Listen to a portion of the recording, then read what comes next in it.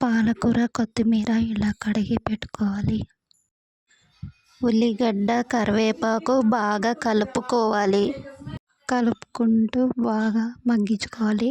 అందులో పసుపు వేసేసుకొని కొంచెం మగ్గించుకుంటూ అంతలోపు ఉప్పు వేసేసుకోవాలి.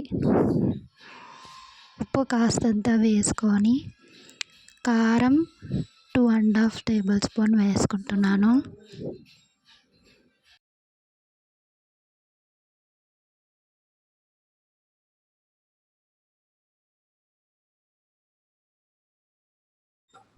కారం వేసుకున్నాక అంతా కలుపుకొని బాగా మిక్స్ చేసుకుంటూ మగ్గించుకోవాలి.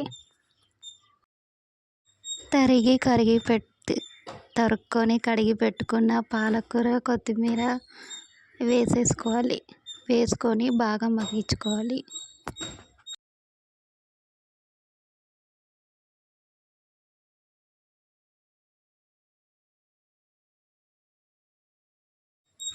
ఇలా వాటర్ పోయేంత వరకు అంతా బాగా మగ్గించుకోవాలి దగ్గర వచ్చేంత వరకు.